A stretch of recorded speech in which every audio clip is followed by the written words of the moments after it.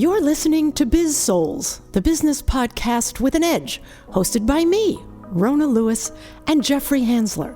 Tune in for perspectives and discoveries about the changing world of business. It's time to connect to the heart, soul, and humor of how business gets done. Hello, everyone, and welcome to Biz-Souls. I'm Rona Lewis. I'm Jeffrey Hansler, and we get to the heart and soul of business and the people that make it happen. Yes, and I'm doing a remote today with our guest, William Welser IV. There's 12 of you? There are 5 of us. Just gotta keep it all like dominoes. All right, so let me do a little bio for you.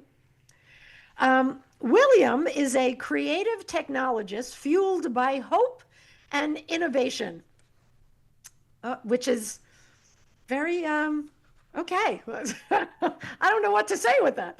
Bill has a history of tackling and communicating complex problems using storytelling, creating new uses for AI and data science, and empowering multidisciplinary teams of experts.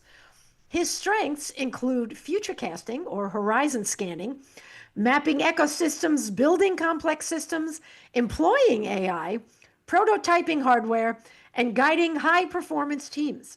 Bill's expertise and experience was built from service as an officer in the U.S. Air Force, a decade at the RAND Corporation as an executive and research leader, and spent time as an entrepreneur. He founded his current company, is it Lotic.ai? That's correct. Oh, I win. In 2020, and enthusiastically sets the conditions for behavioral scientists to wade into the world of AI and help structure the powerful artificial agents which will shape our future world. What the heck did I just say, William? Amazingness. What you just said is that you have to start with behavioral science to design these long-term systems, or else they're not going to sing to the individual. You have to understand how the individual works, how that brain works, and then you can put it into code and all of that good stuff. Fantastic. So I'm gonna start you off on our usual question, which is, what'd you want to be when you were growing up? Oh no! So I think the earliest thing I wanted to be before I could put things into words was probably a pilot, because my dad was a pilot in the Air Force, and I'd go around the house with the Air Force hat on, which is kind of like that triangle hat, and pretend that I was a pilot in boxes. And there were always boxes around our house because we moved so many times. So I'm almost allergic to the smell of cardboard and packing tape. But yes, that probably a pilot. First thing I remember saying I wanted to be, though, was a clown, because I love making people happy. Hey, there's a clown college. You can still go. It's not too late. Right? Except the outfits never really fit. That's what they have, things to stuff in with it. I mean, I don't know. So it's in Florida. Did you become a pilot? Did you? No, I did not. Actually, when I joined the Air Force, I was brought in as an acquisitions officer, and I worked in the space program. So I was building satellites and actually designing high-powered lasers to put onto satellites to knock down intercontinental ballistic missiles. It's a mouthful. Wow. But as a chemical engineer, it was a dream job, because they're big chemical lasers, and got a chance to do some really, really neat stuff. I never would have thought that a chemical engineer would work on something like that. You just never think what people's backgrounds are who work on that sort of thing, because our friend Allison's, who also worked at RAND like you did, her husband was literally a rocket scientist. Right. And I know he was not a chemical engineer. Yeah, there's chemical engineering. It's funny, chemical engineers, I feel like very few of us go and work and run chemical plants. Yeah. So many people just go into the finance space or go into other engineering space. It's such a thorough education that you get that you can really jump into any different space out of a chemie program. Did you get to blow stuff up? So we definitely, so a megawatt class laser is really powerful. And so I don't know if you remember the the movie with Val Kilmer. It's one of Val Kilmer's first movies, right? It's where it's called, where they like take the laser and put it down on the house and fill it with popcorn. But it really, really powerful lasers are serious business. And they can burn through amazing materials. So it was a really fun, controlled way to start my career. Neat. I've been trying to remember the name of that movie. It was hilarious. It was a great movie.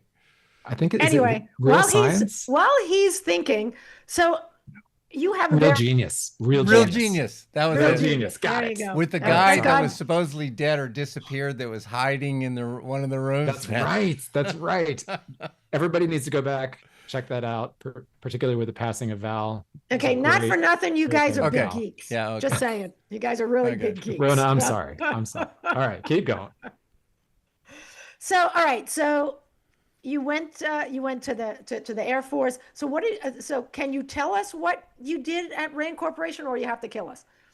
No, at Rand it was I can talk about the high level stuff that I did at Rand.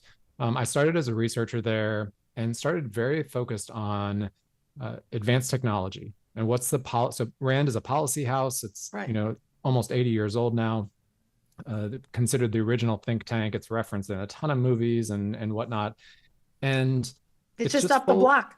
Yeah, it's just up the block in Santa Monica. Yeah. Full of brilliant people. Yes. And every discipline you can think of. I mean, if they confer a degree in it, there's one of them there at Rand. And when I got there, I started thinking my portfolio was around advanced technology and policy related to it. But within like a year and a half, I don't know, in the cafeteria started running into these people, and they like considered themselves or described themselves as behavioral scientists and economists and political scientists. And I was like, who the heck are these people? And I sat down with them and started trying to learn, because I'm so curious. I'm always trying to learn things about what others do and what they bring to the table, because I'm never the smartest person in the room. And I like to say that if I'm the smartest person in the room... Sorry, did you hear that, Jeffrey? He admitted he's not the smartest person in the room. Of course, the smartest person will often admit that. But I often say that if I'm the smartest person in the room, I'm in the wrong room. Right. Exactly. And so I pulled all these people together, and about a year and a half into my time at Rand, it became really a research portfolio, taking behavioral scientists and advanced technology experts and colliding them together to figure out, what does policy look like when you try to make it not only good for the technologists and the technology being built, but good for the humans where the technology is going to be applied. And so that's what I spent the remainder of my time as a researcher doing. And then I had the pleasure of leading the engineering and applied sciences department, which was about 300 PhDs and terminal degree engineers and applied scientists working across Rand's portfolio. So that was awesome too, because just got exposed to so much work. Yeah. So how are their egos when you work with them? Because I know a lot of higher level educated people tend to have them. So, present company accepted, of course. There are definitely people, just like any other cross section of the population. There are some people that, it's hard to keep their ego from being inflated. But I would say most people at Rand are very down to earth, very practical, very pragmatic.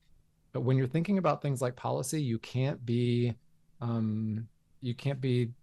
shy, very egotistical, like that everything, because there's just so much that is unknown.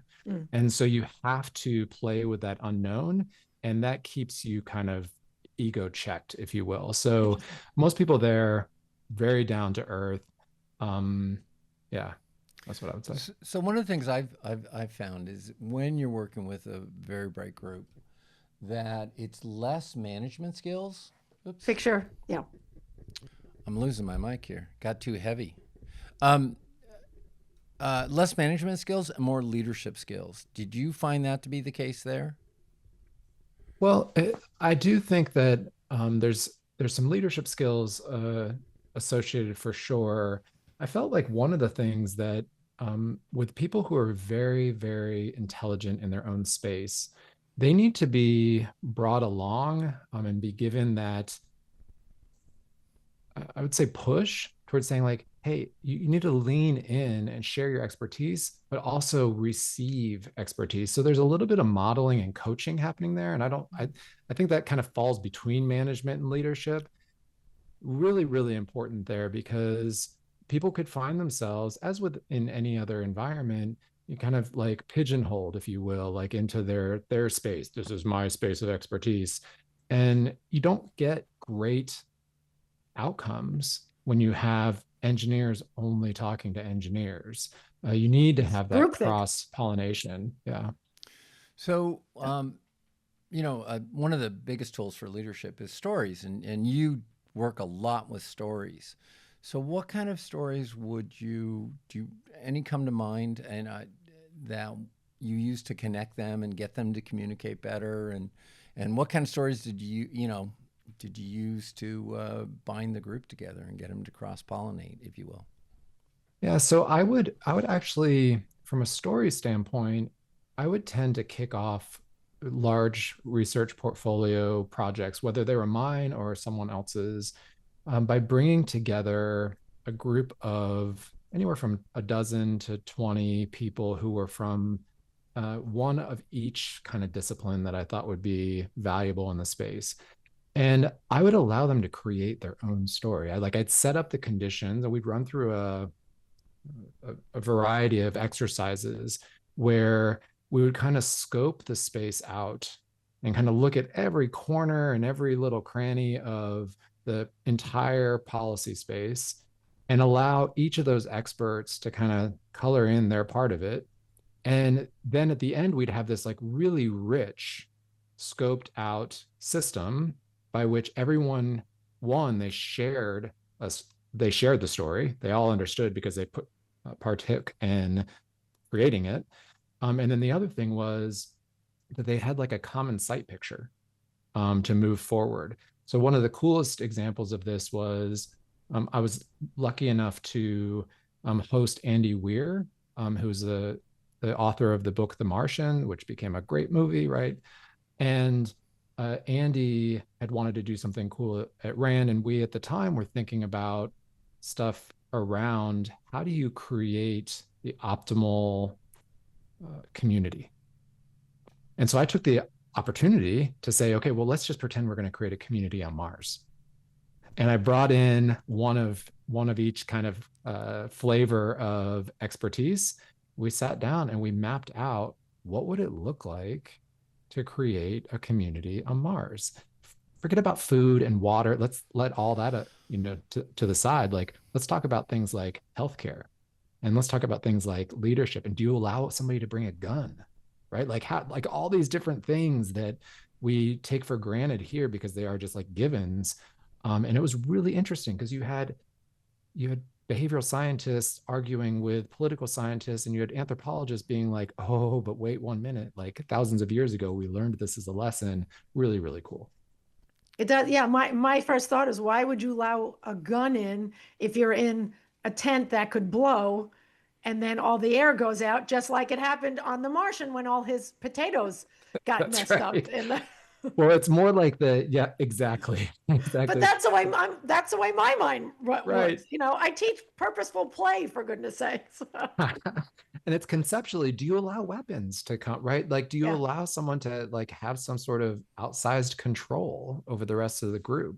Just blow up clubs that you can hit with each other so they don't hurt.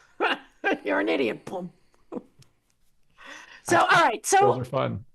From Poetry for Neanderthals. It's a great game. Anyway, so I want to talk about Lotic.ai. How did you get into that? Where'd the name come from? And what do you do? A little bit, and a little bit of the transition from Rand to. How'd you get there? Got it. So I had spent a decade at Rand, and with all due respect to the institution, I mean, it was an amazing decade.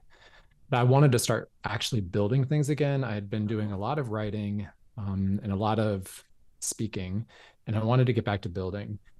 But I knew I didn't have all the skills yet. So I actually went and did a series of small gigs, if you will, in the areas of like taught myself via this one consultancy how to do ethnography, how to be an ethnographer. I then went and built a large blockchain system for a bank in Europe.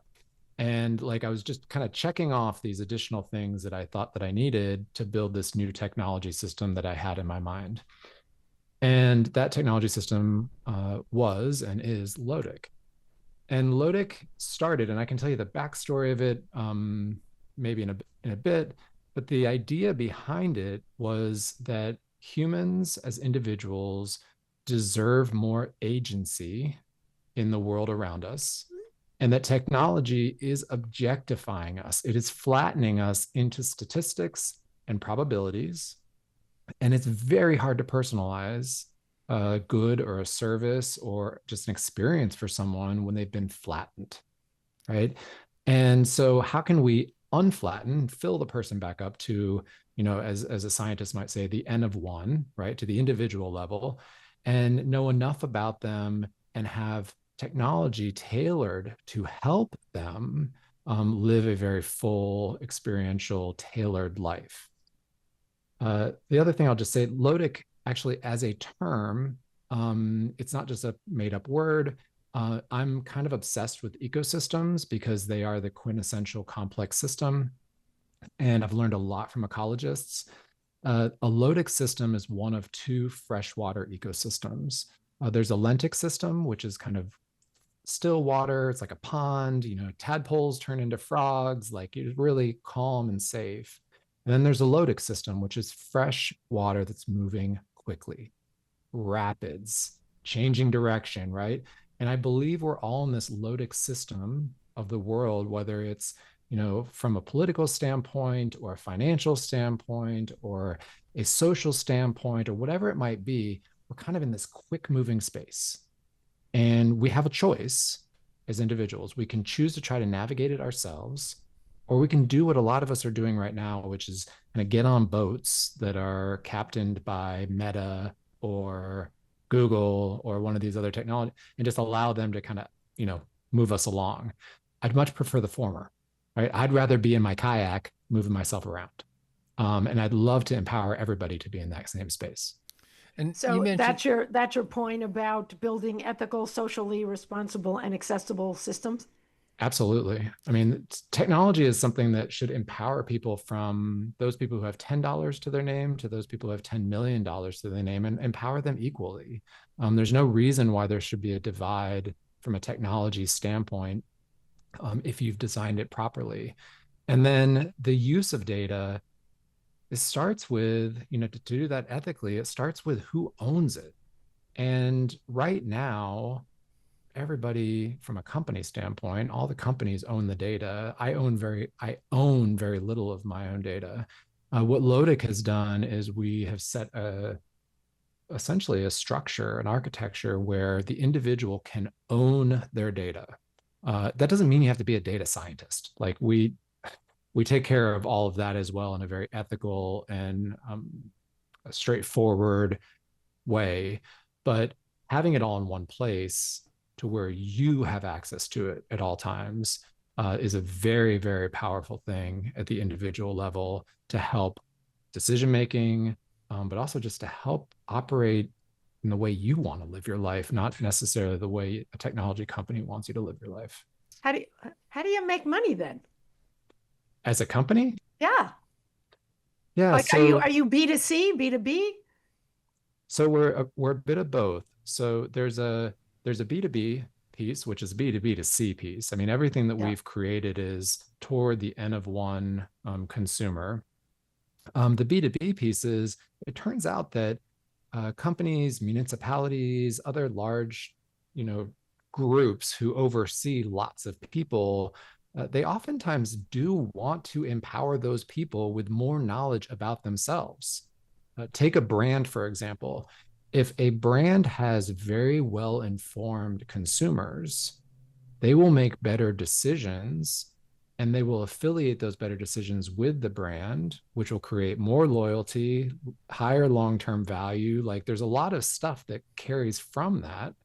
And so there's a very, very distinct interest from other businesses to make systems like this available to their clientele, to those people that they're looking to service, or to employees, right? Like whatever population that they're focused on. So real quick, just to pick it up, when you said people need more agent, are you talking about people that are looking out for their interests when you said agent? So they need more agency in the sense that, Right. like, so if I go to the doctor right now, and I walk into the hospital and my primary care physician says, "Hey, you need to go, we found this, you need to go do this, this, this, and this." And I'm like, okay. And I'm an object, right? I'm getting moved around from specialist to specialist. I'll go to radiology. Okay, come back, sit here, do this. And at very few times in that process do I actually understand what's going on. Right. I'm just going to continue to go, and I may ask a question, but like there's oftentimes and this is not because doctors or healthcare systems are malicious, but it's just like, hey, they've got a system to run, and they don't have time to explain to everybody what the heck is happening.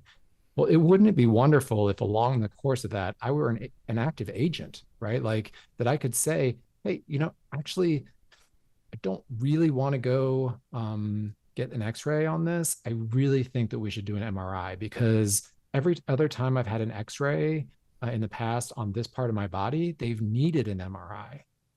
And so can we, because I know what you're now looking for, can we just skip to that? And when you have that, you now become a partner in that case, in the Right. care, right? You become a partner in the process, which is actually better for everyone involved. It's more efficient for everyone involved. And also you as an individual feel compelled to, like, not only just take part, but also like you buy in to the outcome That's more so also than when you're just told to do something. that's also assuming people are brave enough to stand up against someone who they may assume has expertise.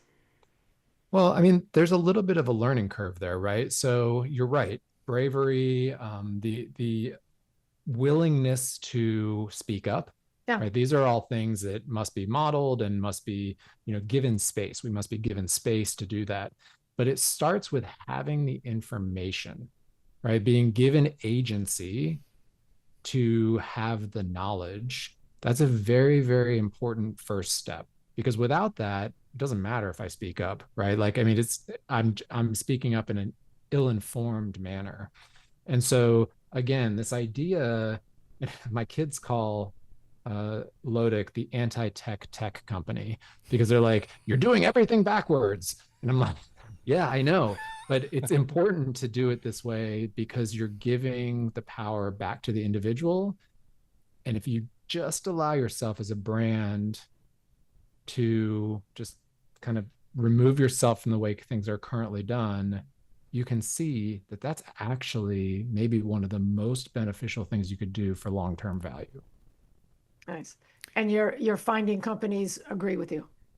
Absolutely. Nice. I mean, absolutely, because if we are a lonely society right now, we're a lost society right now, and so many people are in this kind of state of just being stuck.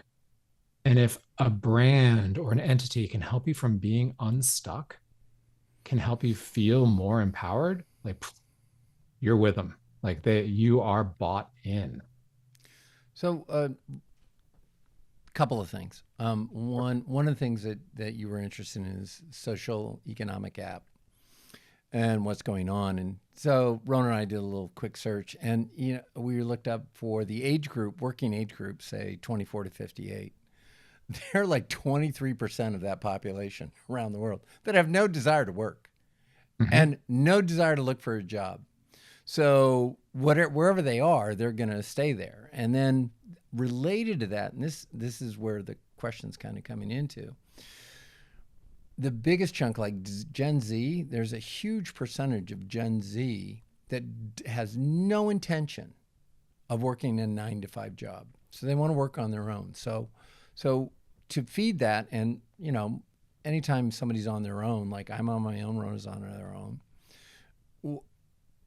how do you scale down your service so that we could access it and take advantage of it to help communicate with people, connect with people, talk about our services to other people, because I've got a friend that's developing AI systems for, calling out and handling leads and stuff like that. He's invested a huge chunk of change to be able to do that.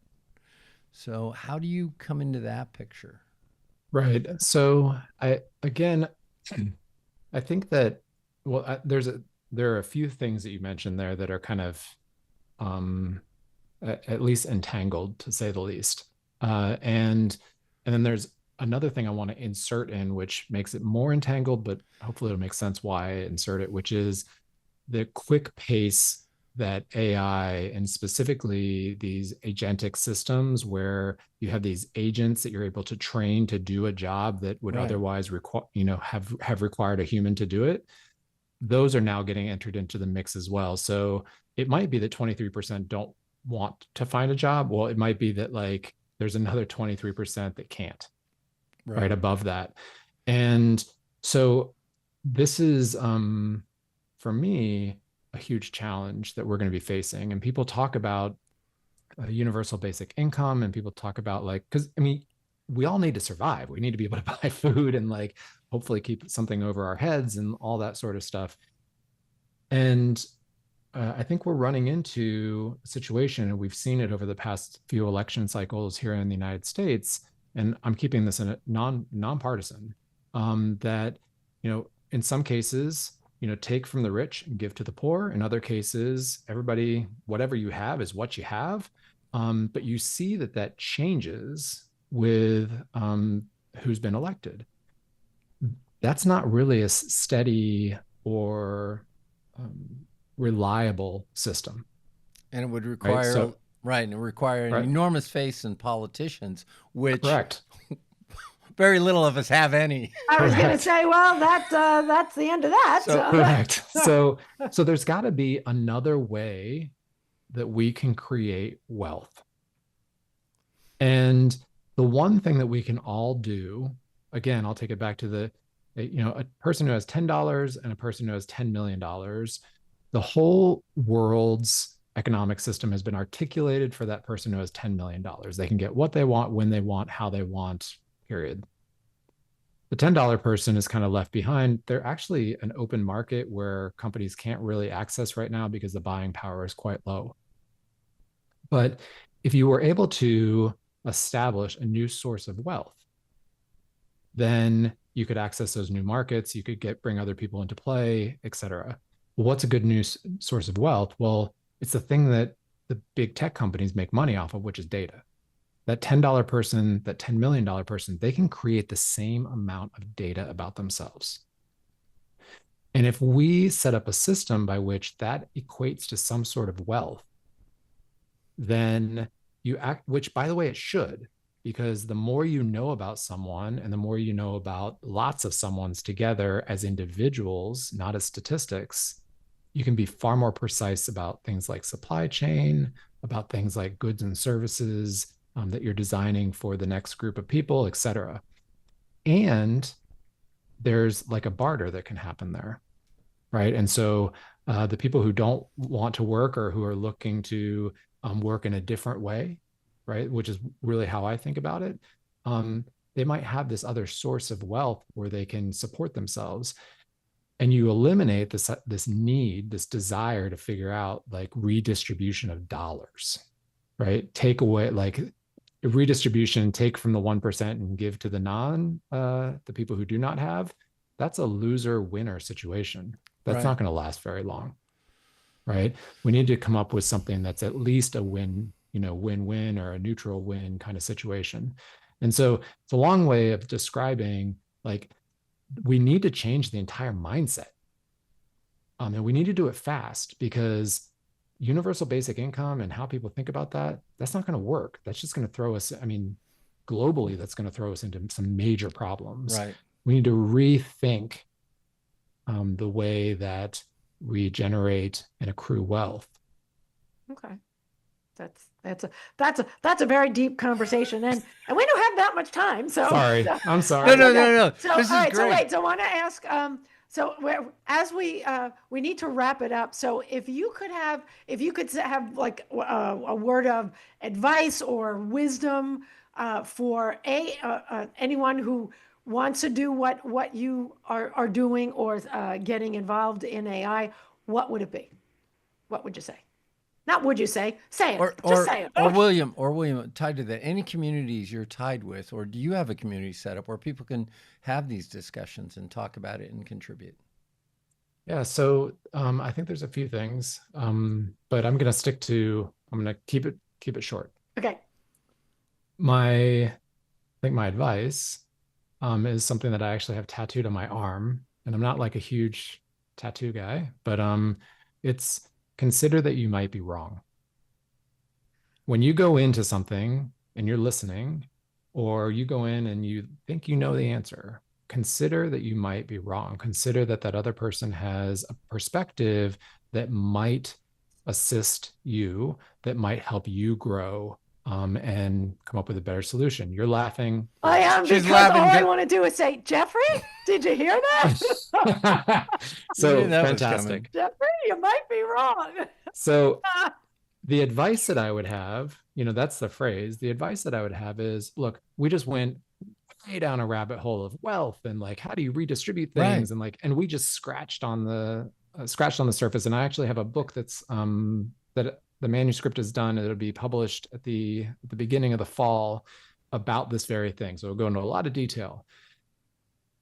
I would just ask that people actively engage in discussion, right? Don't stray away from it. If you're listening to this episode and you agree with something that I've said, cool, like go learn more about it. If you disagree, fantastic. Prove me wrong. Yeah. Right? Be active.